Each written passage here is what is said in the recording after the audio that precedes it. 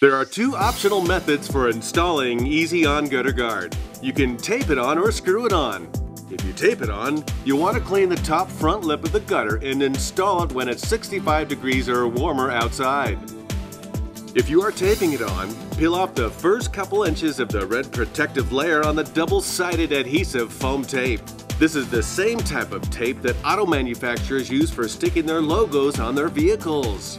Carefully lift up the shingles and slide it in. For joining sections together, lay one end of the mesh so it overlaps directly over the other section. Once you pull the protective layer, press the top down firmly. If you decide not to tape it on, you can screw it down with the supplied self-tapping screws that come in each box. There is a line guide that is on the aluminum for where you are to put the screw. A self-tapping screw has a drill bit on the end so it drills itself through the aluminum and the gutter. Fasten 3 screws for each 4-foot section. You can use a pair of tin snips for cutting the aluminum extrusions and the mesh.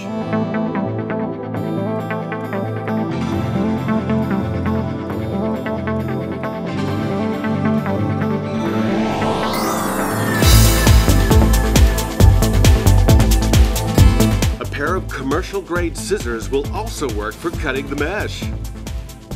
Then just snap in two and you are ready to go.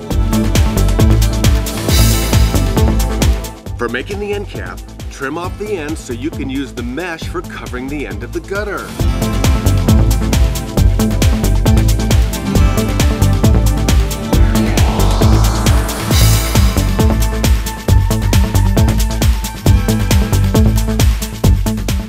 You can use the tin snips for grabbing the end and break it off, or use a pair of pliers.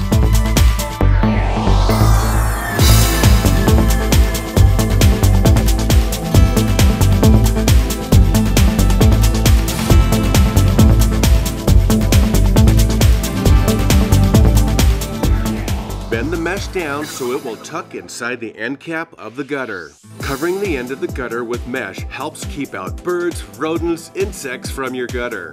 You can then either tape it on or screw it on.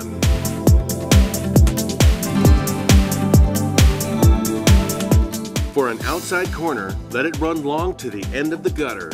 Bend down the back aluminum extrusion into the gutter because it's not necessary to cut it off. Mark the adjoining piece at the same angle as the roof ridge and then use your tin snips for cutting this piece off.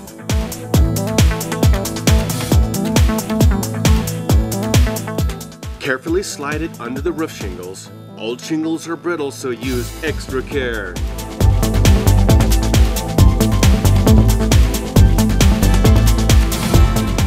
For an inside corner, slide a section all the way flush to the back corner. The adjoining piece will be cut exactly the same way as the end cap, so cut both aluminum strips back about 1 inch so the mesh will cover the gap.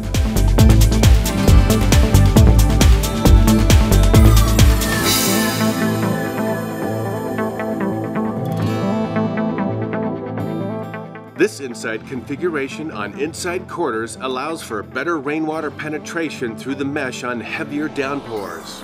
The mesh covers the gap nicely so debris won't pass through.